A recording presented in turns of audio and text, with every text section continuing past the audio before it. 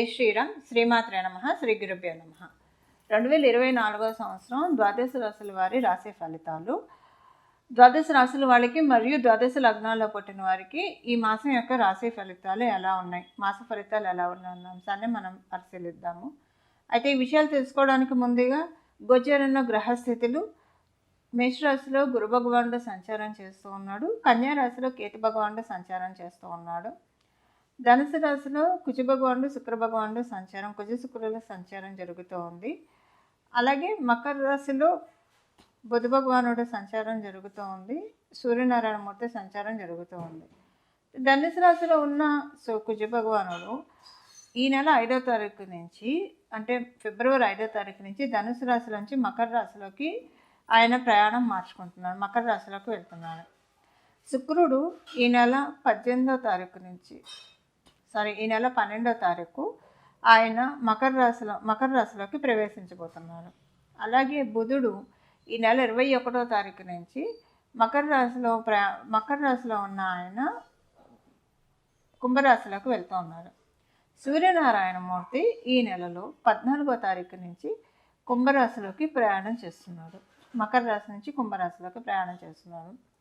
రాహు భగవానుడు మీనరాశిలో సంచారం చేస్తూ ఉన్నాడు. ఈ మాసము ఒక ప్రత్యేకమైన గ్రహస్థితి చోటు చేసుకోబోతుంది ద్వాదశ రాశుల వాళ్ళకి మరియు ద్వాదశ లగ్నాల్లో పుట్టిన వాళ్ళకి.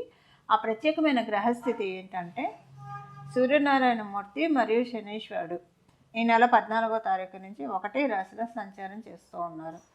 ఒకటే రాశిలో వాళ్ళిద్దరూ కూడా తండ్రి కొడుకులు, మనందరికీ తెలుసు. అయితే ప్రతి సంవత్సరం కూడా సూర్యనారాయణమూర్తి ఒకసారి ఒక నెలలో శనీశ్వరుని కలుస్తూ ఉంటాడు. అంటే ఏ రాశిలో ఉన్నా ఆయన రాశి నుంచి వెళ్తాడు కాబట్టి వాళ్ళిద్దరు కంజంక్షన్ తటస్థిస్తున్నాయి. ఈ సంవత్సరము ఈ కలయిక చాలా ప్రాధాన్యత సంచరించుకుంది. ఎందుకంటే వీళ్ళిద్దరి కలయిక కుంభరాశిలో జరుగుతూ ఉంది కాబట్టి ఇంకా బహు ప్రాధాన్యత సంచరించుకుంది. ఆ ప్రాధాన్యత ఏంటి? ఆ ప్రాధాన్యత వల్ల ద్వాదశ రాశుల వాళ్ళకి, ద్వాదశ లగ్నాల వాళ్ళకి ఎలాంటి ఫలితాన్ని వీళ్ళిద్దరూ కలిసి ప్రసాదించబోతున్నారు తదితర విషయాలన్నీ, ఒకవేళ మీకు అనుకూల స్థానాల్లో లేకపోతే కనుక ఏ రెమెడీ చేసుకోవడం వల్ల ఈ ఫలితాన్ని మీరు అందుకోగలుగుతారన్న అంశాలన్నీ కూడా మనం ఒకసారి తెలుసుకోవడానికి ప్రయత్నిద్దాం. వృశ్చిక రాశి, వృశ్చిక లగ్నంలో పుట్టిన వాళ్ళకి ఈ మాసం యొక్క గోచార గ్రహస్థితుల ఫలితాలు. కొంచెం మీరు ఈ మాసం మీకు తెలియకుండానే కొంచెం అగ్రెసివ్ అయ్యే అవకాశం ఉంది. సో అగ్రెషన్ని తగ్గించుకోవాలి కొంత, లేకపోతే తర్వాత రోజుల్లో కొన్ని చిక్కు సమస్యలు రావడానికి అవకాశం ఉంది. కాబట్టి ఈ విషయంలో కొంచెం జాగ్రత్తగా ఉండాలి. స్పోర్ట్స్కి సంబంధించిన కోర్సెస్లో జాయిన్ అవ్వాలనుకుంటే ఈ మాసం అస్సలు అనుకూలంగా లేదు. ఈ విషయం కొంచెం తాత్కాలికంగా పోస్ట్పోన్ చేసుకుంటే మంచిది. ఆల్రెడీ మీరు స్పోర్ట్స్లో ఉంటే, ఏదో ఒక స్పోర్ట్స్లో కనుక మీరు ఉండి నేర్చుకుంటూ ఉన్నా సరే ఈ మాసంలో కొంచెం చిన్న గాయాలు అయ్యే అవకాశం ఉంది. విషయంలో జాగ్రత్తగా ఉండాలి. అసలు టోటల్గా వృశ్చిక రాశి, వృశ్చిక లగ్నంలో పుట్టిన వాళ్ళకి శరీరం మీద చిన్న గాయాలు అవ్వడానికి కావచ్చు, దెబ్బలు తగలటానికి ఈ మాసం యొక్క గోచర గ్రహస్థితిలో అవకాశం కల్పిస్తూ ఉన్నాయి. కాబట్టి ఈ విషయంలో జాగ్రత్తగా ఉండాలి. డ్రైవింగ్ విషయంలో కొంచెం స్వల్పంగా జాగ్రత్తగా ఉండాలి. చిన్న హెల్త్ ప్రాబ్లమ్స్ రావడానికి అవకాశం ఉంది. కాబట్టి ఈ విషయాల్లో కొంత జాగ్రత్త వహించాల్సిన అవసరం ఎంతైనా ఉంది. అలాగే ఉద్యోగస్తులకి చాలా చక్కటి శుభ సమయము. ఉద్యోగస్తులు శుభవార్త వినడం ఈ మాసంలో జరుగుతుంది. మీరు కనుక వ్యాపారస్తులు అయితే కనుక వ్యాపారస్తులకు కూడా అనుకూలంగానే ఉంది. వ్యాపారస్తులకి కాకపోతే ఒక ప్రత్యేకమైన విషయం ఏంటంటే మీరు చేస్తున్న వ్యాపారంలో ఏదైనా ఎక్స్టెన్షన్స్ చేయడానికి అవకాశం కనిపిస్తుంది.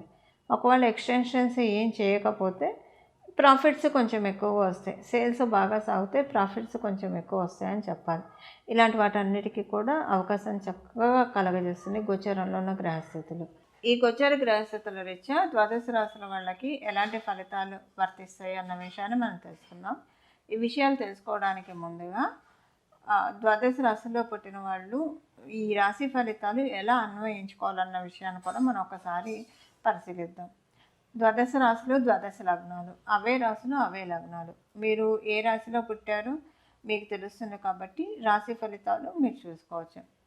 ఒకవేళ మీ అదృష్టవశాత్తు మీ ఇంట్లోని పెద్దలు కావచ్చు, ఎవరైనా జ్యోతిష పండితులు ఎవరైనా సరే మీరు ఏ లగ్నంలో పుట్టారో మీకు తెలిస్తే కనుక మీరు ఏ లగ్నంలో పుట్టారో ఆ రాశి యొక్క ఫలితాలు మీరు తెలుసుకోండి. మేష లగ్నం నుంచి మీన లగ్నం వరకు మీరు ఏ లగ్నంలో పుట్టారో, ఏ రాశి మీరు పుట్టినప్పుడు లగ్నమైందో ఆ రాశి ఫలితాలు కూడా మీరు చూసుకోవడానికి ప్రయత్నం చేయండి.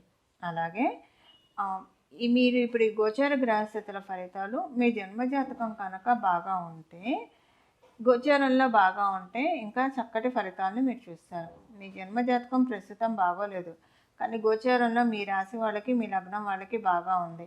మిశ్రమమైన ఫలితాలను ఇస్తుంది, గోచారం కాపాడుతుంది. అలాగే మీకు జన్మరాశిలో మీ జన్మజాతకంలో బాగాలేదు, గోచారంలో కూడా బాగోలేదంటే కొంత మీరు పరిహారాలు చేసుకోవాలని చెప్పి అర్థము, దాన్ని తప్పించుకోవడానికి. అలాగే ఇంకొకటి, మీ రాశి మీకు తెలిసి మీ లగ్నం కూడా తెలిస్తే కనుక 2 ఫలితాలని చూసుకోండి. రెండిట్లో మీరు అంటే రీకన్సైల్ చేసుకోవాలి. ఒకవేళ కనుక మీకు రాశిలో ఉద్యోగం సంబంధించిన విషయాల్లో బాగోలేదని వస్తే, మీ లగ్నంలో బాగుందని వస్తే అది యావరేజ్ అవుతుందని తెలియాలి. ఏదైనా ఒక అంశం రెండిట్లో బాగోలేదని వస్తే అది మీరు కొంత ఏంటంటే జాగ్రత్త వహించాలని అర్థం. రెండిట్లో బాగుందని వస్తే చాలా బాగుంటుంది. దానికి మీ జన్మజాతకం కూడా బలంగా ఉంటే కనుక ఇంకా మంచి చక్కటి ఫలితాలు ఉంటాయి, చాలా స్ట్రాంగ్గా వెళ్తారని చెప్పి అర్థము. ఇలా మీరు చూసుకోవడానికి ప్రయత్నించండి. ఇక మనం రాశి ఫలితాలు తీసుకునే ప్రయత్నం చేద్దాం. చూశారు కదండి, ద్వాదశ రాశుల వారి మరియు ద్వాదశ లగ్నాల వాళ్ళ ఫలితాలు. అయితే ఏ రెమెడీ చేసుకుంటే ఈ మాసం అంతా కూడా చాలా చక్కటి శుభ ఫలితాలు వస్తాయి అన్న విషయాన్ని మనం చూద్దాము. ఈ ద్వాదశ రాశుల వాళ్ళకి ఈ ఫలితాల రీత్యా ఏ పరిహారం చేసుకుంటే ఈ మాసం అంతా కూడా సానుకూలంగా ఉంటుంది అన్న అంశాన్ని మనం ఒకసారి చూద్దాం.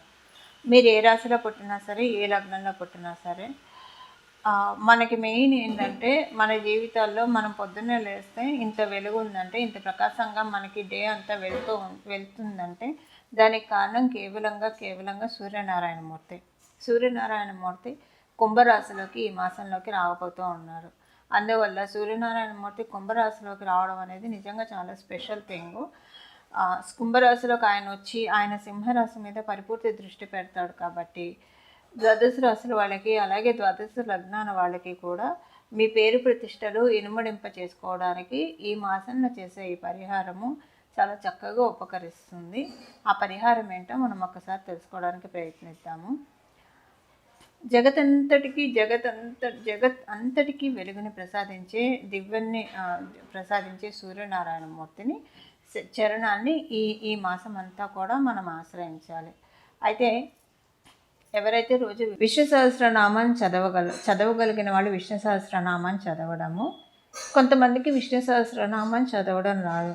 అలాంటప్పుడు మనందరికీ తెలుసు, అందులో ఉన్న చిన్న శ్లోకము శ్రీరామ రామ రామేతి రమే రామే మనోరమే సహస్రనామ తత్తుల్యం శ్రీరామనామ వరానని.